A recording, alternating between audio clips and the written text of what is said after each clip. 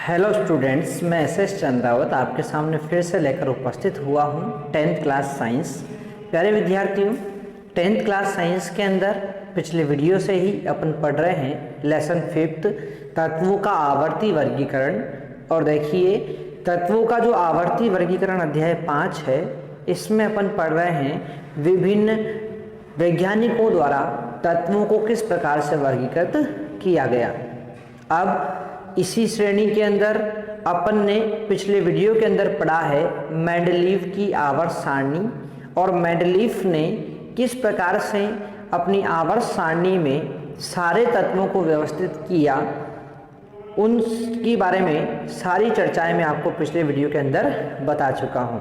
आशा करता हूं सभी प्यारे विद्यार्थियों ने उस वीडियो को देखा होगा और आपको वो पसंद आया होगा। अब बात करते हैं अपन आगे की तरफ, उसी टॉपिक को आगे लेकर चलते हैं। और देखिए, अपने पास मेंडलीव की आवर्त सारणी की उपलब्धियां या विशेषताएं क्या है, इसके बारे में अपन आज चर्चा करने वाले हैं।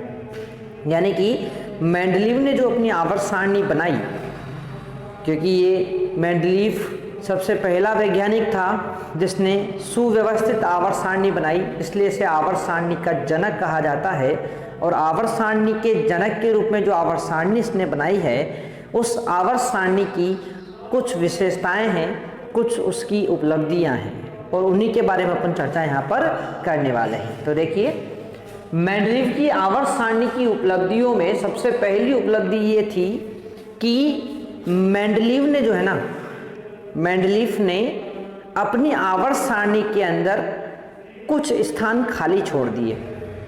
अपनी आवर्त सारणी के अंदर बीच बीच में कुछ स्थान क्या छोड़ दिए, खाली छोड़ दिए, रिक्त छोड़ दिए।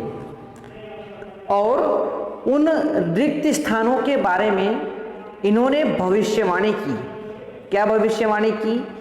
कि भाई जब भी भविष्य में कभी जब भी उन तत्वों की खोज होगी तो उनको इन्हीं स्थानों पर रखा जाएगा। ठीक है, तो मेंडलीव ने अपनी आवर्त सारणी के अंदर कुछ खाली स्थान छोड़ दिए, और खाली स्थानों को छोड़ते हुए इसने भविष्यवाणी की कि भविष्य में जब भी इन तत्वों की खोज होगी तो उनको वहीं पर रखा जाएगा और कहीं नहीं रखा जा सकता। ठीक है, इस प्रकार से भविष्यवाणी कर दी किसने? इस मेंडलीव ने। और यही इसकी विशेषता है। देखिए क्या है कि मेंडलीव ने भविष्य में खोजे जाने वाले तत्वों के लिए अपनी आवर्त सारणी में रिक्त स्थान छोड़े, ताकि इन तत्वों ताकि जो है जब उन तत्वों की खोज हो तो उन्हें इस स्थानों पर रखा जा सके। यानी जब उन तत्वों की खोज होगी कभी भविष्य में, खोज उस समय नहीं हुई थी, भविष्य में होने वाली थी, पर फिर भी इन्होंने पहले से ही क्या छोड़ दिए, वहां पर रिक्त स्थान छोड़ दिए। ठीक है ना। अब वो जो रिक्त स्थान इसने छोड़े ना, मुख्यतः 3 रिक्त स्थान छोड़े थे इन्होंने। कितने छोड़े थे? 3। अब सुनो, वो जो 3 रिक्त स्थान छोड़े हैं, वहां पर आने वाले तत्वों को, भविष्य में आने वाले तत्वों को इन्होंने नाम भी दे दिया था। क्या नाम दिया था? देखो, तो इन्होंने तत्वों को एका उपसर्ग लगाकर नाम भी दिया। जैसे इन्होंने नाम दिया, एका बोरोन नाम दिया, एका एल्यूमिनियम नाम दिया, एका सिलिकॉन इन्होंने नाम दिया। और सुनो, जब भविष्य में खोज हुई ना, जब भविष्य में इन तत्वों की खोज हुई तो एका बोरोन की जगह पर किसको रखा गया? स्कैंडियम को रखा गया। किसको रखा गया? स्कैंडियम को। एका एल्यूमिनियम की जगह पर गैलियम को रखा गया। किसको? गैलियम को। और एका सिलिकॉन की जगह पर जर्मेनियम Ze को रखा गया। ठीक है, तो ये ऐसे पहले वैज्ञानिक हुए हैं मेंडलीव, जिन्होंने तत्वों की खोज उस समय नहीं हुई थी, परंतु फिर भी उनके बारे में क्या कर दी? भविष्यवाणी कर दी कि जब भी इन तत्वों की खोज होगी तो इनको इन्हीं स्थानों पर रखा जाएगा। और वास्तव में ऐसा ही हुआ। वास्तव में ऐसा ही हुआ। जब उन तत्वों की खोज हुई तो उनको उन्हीं 3 स्थानों पर रखा गया, जिनको उन्होंने एका उपसर्ग लगाकर नाम दिया था। है ना। एक बार मैं फिर रिपीट कर रहा हूँ, क्या बोला है, एका बोरोन की जगह पर रखा गया स्कैंडियम को, एका एल्यूमिनियम की जगह पर रखा गया गैलियम को, एका सिलिकॉन की जगह पर रखा गया है जर्मेनियम को रखा गया है। अच्छा, बात ये आती है कि ये एका बोरोन, एका एल्यूमिनियम, एका सिलिकॉन ही नाम क्यों दिया? क्योंकि भाई ये जो तत्व है ना स्कैंडियम, इसके ऊपर बोरोन आता है। स्कैंडियम के ऊपर कौन आता है? बोरोन, इसीलिए इसको एका बोरोन नाम दिया था। गैलियम के ऊपर एल्यूमिनियम आता है, इसलिए इसका नाम एका एल्यूमिनियम रखा गया था। और जर्मेनियम के ऊपर कौन आता है? जर्मेनियम के ऊपर आता है आपका सिलिकॉन, इसीलिए इसको क्या नाम दिया गया था? इसको एका सिलिकॉन नाम दिया गया था।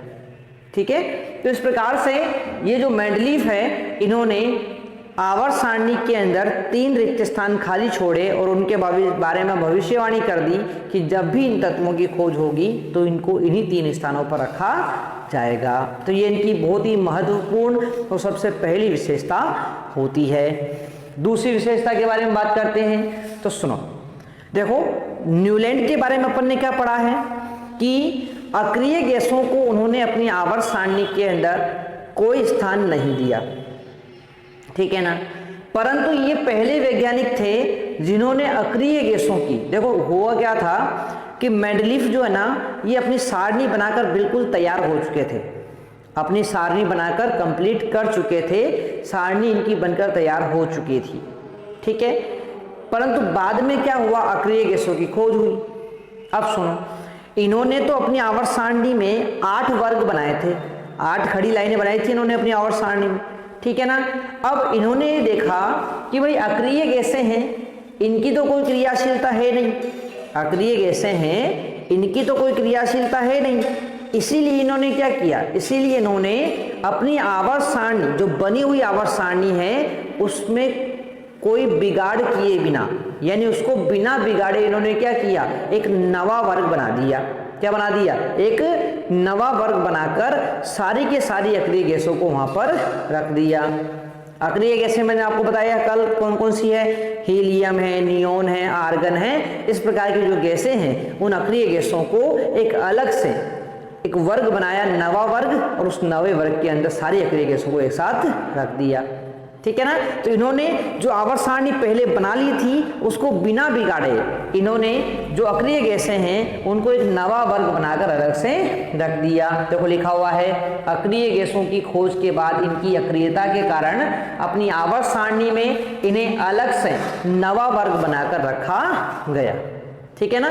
तो अक्रिय गैसों को भी इन्होंने अपनी आवर्त सारणी में क्या दिया, स्थान दिया, ये भी इनकी महत्वपूर्ण उपलब्धि है, ठीक है। तो इस तरह से मेंडलीफ की आवर्त सारणी की 2 महत्वपूर्ण उपलब्धियां हैं, पहली तो तत्वों के बारे में भविष्यवाणी करना और दूसरी है अक्रिय गैसों को स्थान देना, जो यहीं पर पूरी तरह से क्या हो जाती है, समाप्त हो जाती है। इसके अलावा कुछ विशेषताएं तो आप लोग जानते हैं, जैसे कि उस समय जितने तत्व ज्ञात थे, लगभग 63 तत्व, उन सारे तत्वों को इन्होंने एक साथ व्यवस्थित कर दिया और सबसे व्यवस्थित आवर्त सारणी देने का श्रेय इनको जाता है। तो और भी बहुत सारी विशेषताएं हैं, पर ये 2 मुख्य आप लोग ध्यान रखेंगे। हो जाएगी सभी को याद। चलो बढ़ते हैं आगे की तरफ। अब बात करते हैं अपन कि भाई मेंडलीफ की आवर्त सारणी की विशेषताएं तो है, पर कुछ कमियां भी तो होगी। तो देखो इसकी आवर्त सारणी की सीमाएं क्या है, इसकी कमियां क्या है, उसके बारे में भी थोड़ी सी चर्चा अपन यहाँ पर कर लेते हैं। तो देखो आवर्त सारणी की बात करते हैं, मेंडलीफ की आवर्त सारणी की, तो उसमें हाइड्रोजन को निश्चित स्थान नहीं दिया गया। देखो मेंडलीफ की आवर्त सारणी में एक तत्व है हाइड्रोजन, उस हाइड्रोजन को कोई स्थान नहीं दिया गया। क्यों भाई, ऐसा क्यों हुआ? क्योंकि ये हाइड्रोजन है ना, ये क्या करता है, ये 2 वर्गों से समानता रखता है, ये आवर्त सारणी के 2 वर्गों से समानता रखता है, 2 वर्गों के तत्वों से समानता रखता है। जैसे एक तो जो पहले वर्ग में आती है क्षार धातुएं, मेंडलीफ की आवर्त सारणी के पहले वर्ग में जो क्षार धातुएं आती है ना, इन क्षार धातुओं के साथ समानता रखता है कौन, हाइड्रोजन, यानी इसके गुण क्षार धातुओं से भी मिलते हैं। और बात करते हैं कि एक उधर 7वें वर्ग में बात करें अपन, 7वें या 8वें वर्ग के अंदर जो हैलोजन तत्व आते हैं, उन हैलोजनों से भी क्या करता है, ये समानता रखता है। तो देखो ये हाइड्रोजन का दोहरा व्यवहार है, हाइड्रोजन का क्या है, दोहरा व्यवहार है इसका, यानी ये गुणों में समानता किससे रखेगा, गुणों में समानता ये क्षार धातुओं से भी रखता है, गुणों में समानता ये हैलोजन से भी रखता है। अब दोनों से जब गुणों में समानता रखता है तो कहाँ रखा जाए, इसको कहाँ रखा जाए, ये इनके सामने बड़ी चुनौती थी, ठीक है ना। तो ये क्या कर पाए, ये इस हाइड्रोजन को, क्योंकि ये क्षार धातुओं हैलोजन दोनों से समानता प्रदर्शित करता है, इसीलिए इसको ये उपयुक्त स्थान नहीं दे पाए। तो ये इनकी क्या हो गई, पहली कमी हो गई। दूसरी कमी की बात कर लेते हैं। तो देखो भाई, ये समस्थानिकों को उपयुक्त स्थान नहीं दे पाए, समस्थानिकों को उपयुक्त स्थान नहीं दे पाए, ये भी इनकी आवर्त सारणी की कमी है। अब बात आती है सर समस्थानिक क्या होते हैं, तो वैसे तो आप लोगों ने इसकी परिभाषा पढ़ी हुई है, पर फिर भी मैं बता देता हूं, ब्रैकेट में यहां पर लिख देता हूं समस्थानिक क्या होते हैं, ठीक है। तो समस्थानिक का मतलब होता है, समस्थानिक का मतलब होता है एक ही तत्व के परमाणु, एक ही तत्व के परमाणु जिनका, एक ही तत्व के परमाणु जिनका परमाणु क्रमांक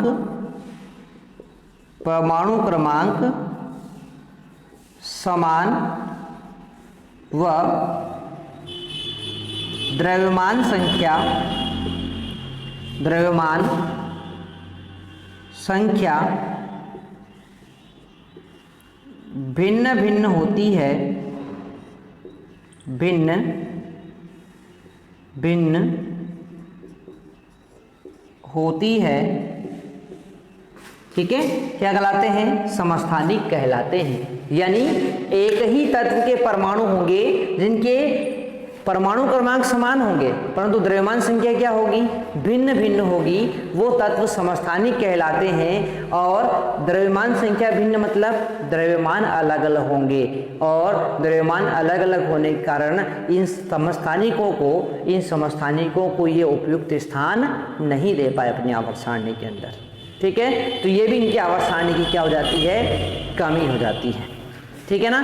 तो इस तरह से दो कमियों के बारे में अपने यहाँ पर चर्चा कर ली है कि किस प्रकार से मेंडलीव ने अपनी आवर्त सारणी तो बनाई, पर फिर भी इसमें कुछ कमियां यहाँ पर रह गई है, और वो कमियां मैंने आपको यहाँ पर बता दी है, ठीक है ना। चलो, तो ये सारी चीज़ें आप लोग यहाँ पर नोट कर लेंगे, ठीक है ना। एक बार आप लोग चाहें तो स्क्रीनशॉट इसका ले सकते हैं, उसके बाद आप लोग उसको आराम से नोट कर सकते हैं, ठीक है मेरे विद्यार्थियों। तो अच्छे से इसको नोट आप लोग कर लें। देखो बोर्ड के ऊपर मैं आप लोगों को इसीलिए लिख कर बताता हूँ अच्छे से, ताकि आप लोग इसको अच्छे से नोट कर सकें, ठीक है, आपको ज़्यादा दिक्कत नहीं आए, इसीलिए आप लोग इसका स्क्रीनशॉट ले सकते हैं, इसको नोट कर सकते हैं, ठीक है भाई। चलो बढ़ते हैं आगे की तरफ। और क्या कमियां थी इसकी, तो देखो मेंडलीव की आवर्त सारणी की और कमियों के बारे में बात करते हैं। तो इसकी एक कमी और थी, है ना, उसको भी मैं साथ के साथ आप लोगों को बता देता हूं, ठीक है ना।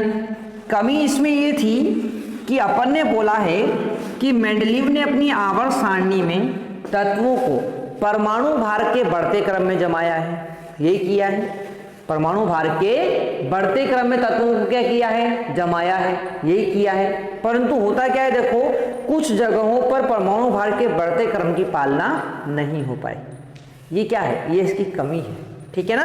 तो यहां पर क्या लिखेंगे, तीसरी कमी है कि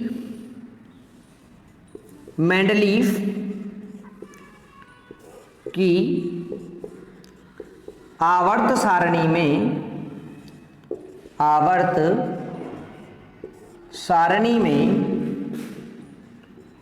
कुछ स्थानों पर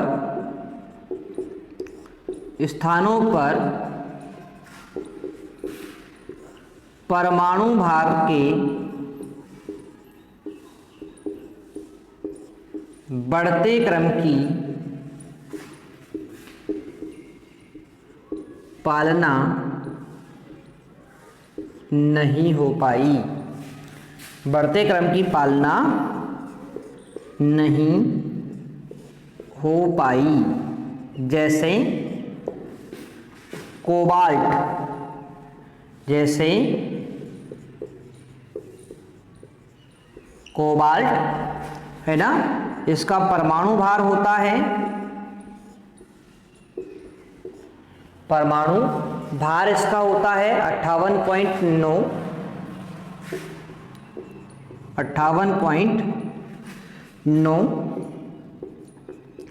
को निकल, इसका परमाणु भार होता है,